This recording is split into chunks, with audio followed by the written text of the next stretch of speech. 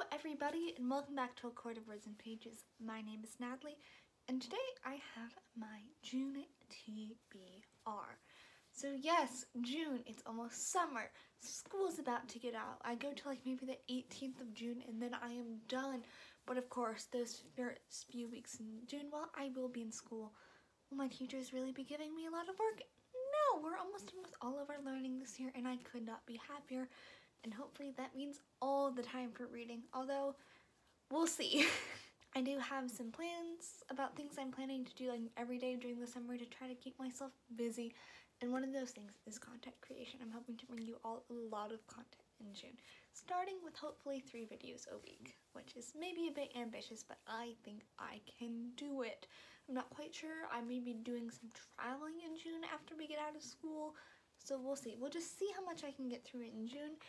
And yes, now let's go through the books I want to read in June, starting first with any readathons or read-alongs I am taking part of. And first, I'm taking part of the Whatever You Want-a-thon, which is a readathon which is hosted by Maddie at Book Browsing Blog, which is basically about reading whatever you want. You can read pretty much whatever you want during this readathon, but of course there are some guidelines if you want them. First up, you can join a team. There's a list of teams, and I personally chose to join Team Epic and High, which is all about reading epic and high fantasy, which I think aligns pretty well with A, what I like to read, and B, my TBR for this month.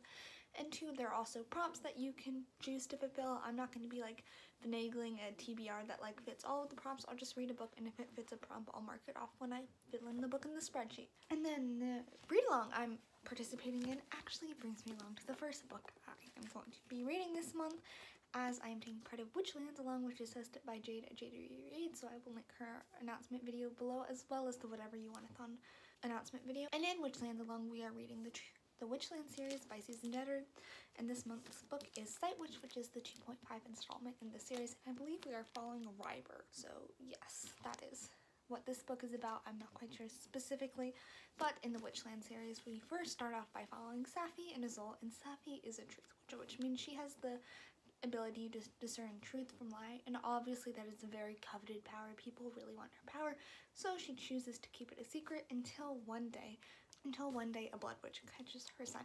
Blood witches can smell people's blood and figure out what type of magic they have, as well as tracking them. And then Safi and Azul have to go on the run to stop this blood witch from catching her, and of course they're also entangled up in a 20-year truce between all of the nations in this land that's about to come to an end and throw the world into chaos. And I'm really enjoying the series, and I'm very excited to read Sight Witch. I think we're going to get a lot of questions answered about some things that have been happening in some of the history in the world, and I am very excited to be reading this. And I believe the live show is the second weekend in June. Moving on to the next book, which is actually my classic for the month. If you did not know, one of my goals for 2020 was to read a classic every month in the year, and I think I'm successful so far, and in June I'm going to be reading one of my most anticipated ones. I read the Great Illustrated Classic version of this when I was a kid. I've seen the movie, and I actually attempted to read this one. I just couldn't get into it, but I think that's just because I hadn't really read any classics at the time, and that is Pride and Prejudice by Jane Austen. This is Jane Austen's love story, and in this we're following Elizabeth and Darcy, and of course it is their love story. And I am very excited to be reading this. I have read one book by Jane Austen before, and unfortunately I was not overwhelmed by it, but I think that's because it was a bit sarcastic and humorous, and I didn't quite understand that at the time.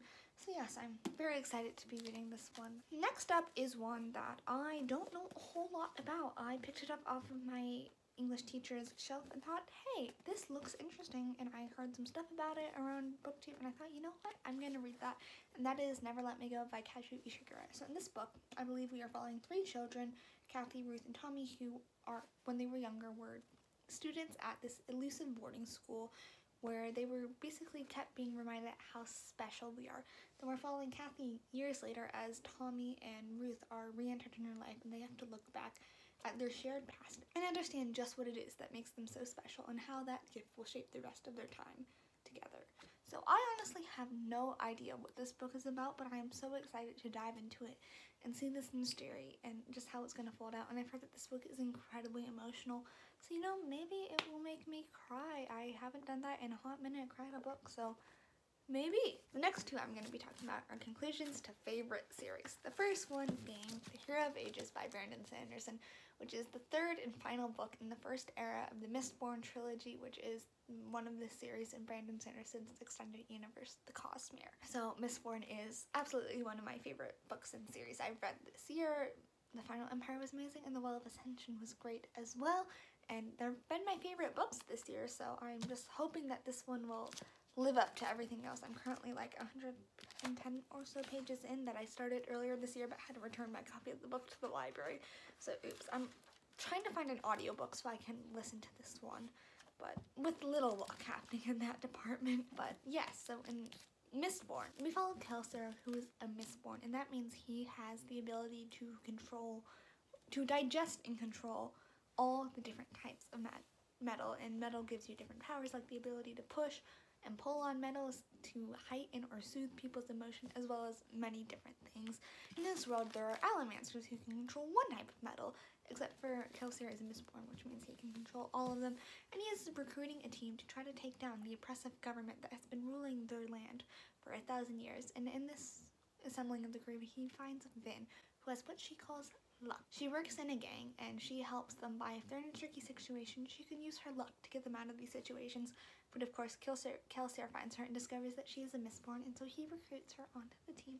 And it's basically a heist story, and it's a lot of fun. I love the series, and I'm very excited to see where it ends up. And then the other series conclusion I will be reading this month is The Burning God by Araf Kwang, which is the third and final book in the Poppy War trilogy. And this book, I'm sure, is going to be emotional, it's going to be a ride, and I am terrified to read it, but also so incredibly excited. So in the Poppy War, we follow Rin, who is a war orphan living in the southern part of her country, and to get out of an arranged marriage her foster parents are trying to force her into, she decides to study for the test that admits people into the military academies in this country. And not only does Rin pass this test, but she aces it and scores a high enough score that allows her to enter into the highest military academy in the land, in the capital of the nation. At this school, Rin finds that it is not what she thought it was. She is still ostracized because of where she's from, her darker skin color, how poor she was. And at this school, she also discovers that she has the power to call down on a god. And then the nation is attacked, and Rin and her classmates have to go to war, and they find out war, it's nothing like what they've been training for. And it's just the story. Well, I don't want to say it's just the story, because it is way much more. This book, the Poppy War series is just so amazing. Like, the characters make infuriating choices, but you're just rooting for them and want the best for them. Except for where we are, there's no way everyone can get the best. People are going to die, and it's going to be tragic. And I really just want to finish this series because I absolutely adore it. I will just advise, please do look up trigger warnings before reading this series if you think you will be affected at all. This book is not a light and easy read. It is very much grim, dark fantasy, so please be wary of that before going into it. Next up is a bit of a change of pace for me. It's a historical fiction, one that I don't read a lot of this genre, and that is The Fountains of Silence by Rita. So this will actually be my second Rita book in the fall for school. I read Salt to the Sea, and I absolutely adore that. I believe this is set in Madrid, Spain, under the rule of Francesco Franco, and we're following Daniel, who is a young American photographer who's traveling to Spain, and he meets Anna. Through his interactions with Anna, he starts to discover more about the dangers and the secrets that are happening under the Spanish Civil War. And yes, I believe this is going to be absolutely amazing. I think it's going to be very hard-hitting, as Rita books are always very emotional from what I've heard and from what I've read from her. So yes, I'm very excited to read this, and also this is the time period that I don't know a whole ton about. I know kind of how this happened, how Spain got to this point from learning about communism and the rise of it, but I don't know exactly what happened, so I'm very excited to read this. Returning back to the high fantasy, we have one that I own and one that I also don't know a whole lot about, and that is Samantha Shannon's The Priory of the Orange Tree. I will have to read you all the back of this book because honestly I have no idea what this one is about. And this is what it says. The House of Birthnet has ruled Inns for 1,000 years. Still unwed, Queen Sabran IX must conceive a daughter to protect her realm from destruction, but assassins are getting closer to her door. Ede Duran is an outsider at court. Though she has risen to the position of lady-in-waiting, she is loyal to the secret society of mages. Ede keeps a watchful eye of Sabran, secretly protecting her with forbidden magic.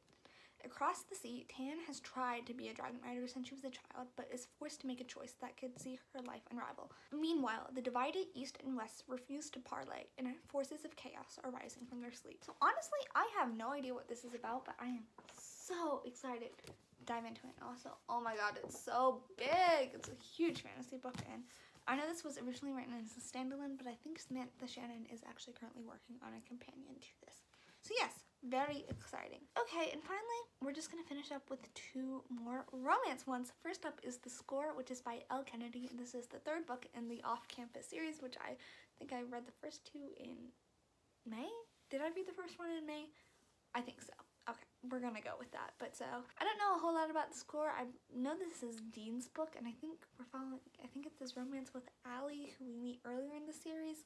She's going through a breakup. She has been on and off with this guy for a while, and I think they finally called it quits for real, and then she hooks up with Dean, and then she's like, nah, I don't want a serious relationship, and he decides to go after her and try to convince her to, like, be serious. I don't know. I'm sure I'm gonna like it, but... And then finally, The Viscount Who Loved Me, or An Offer from a Gentleman, because I may honestly be reading The Viscount Who Loved Me in May, because I'm filming this a few days before the end of the month, but this is the 2nd or 3rd book in the Bridgerton series, and I know The Viscount Who Loved Me, I think, is Anthony's book, but I don't know about An Offer from a Gentleman, and these are by Julia Quinn, and I am very excited to be continuing on with them. So that was my TBR. I do have a few other books that I'm hoping to get to, but I'm not going to chat through this, because I feel like this is a very hefty stack.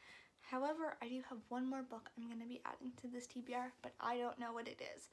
I decided I really want to work on reading the books I own, and while I do have 2 in this TBR already, every month I'm going to pull a book from this jar, and I wrote down all of my unread books, so they all have a slip of paper in this, and each month I'm going to pull one, and that book is going on my TBR. So, let's pull the first one.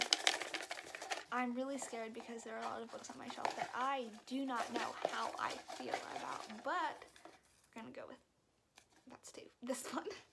Okay, I am terrified. Okay, well, we have, I don't know if that's gonna focus. Lore by Alexandra Bracken. I had to turn off my ring light there for a moment so that you all could see that. Lore. So I have the Fairy Loot edition that came in the January box, and I don't know a whole lot about this, so I will read you the blurb. In modern day New York, a murderous game is about to begin, the Aegon. Every 7 years, for 1 week only, Zeus punishes the gods by forcing them to walk the earth as mortals, savagely hunted by the descendants of ancient bloodlines, all eager to kill a god and seize their divine power and immortality. After her family was brutally murdered by a rival line, Lore fled, turning her back on the Aegon's cruel promises of eternal glory. For years, Lore has honored her parents' memory by doing one thing: surviving. For years, she has pushed away dark thoughts of revenge, until now. As the next game dawns, Lore finds Athena gravely wounded on her doorsteps. The goddess offers her an alliance against their mutual enemy and a way to leave the Aegon behind forever. But Lore's decision to reject the hunt will come at a deadly cost. It may not be enough to stop the rise of a new god with the power to destroy all of humanity. It'll be interesting because I have heard some good things about this, and I've heard some not so good things about this, so I don't know. We'll see. Oh god. Okay, well, this is certainly an interesting one to be kicking off this little TBR thing, jar? I don't know what it's called. Alright, well, Lore by Alexandra Bracken. And that is my TBR for the month. It's quite a hefty one, but I don't know. I have hope in myself. What are you all planning on reading this month? Let me know down below in the comments, and also in the description box you will find a link to all of the books I talked about in this video, as well as my Bookstagram and my Goodreads if you want to follow me there. Subscribe to see more content from me. Give this video a thumbs up if you liked it, and I will see you all in my next video very soon. Bye!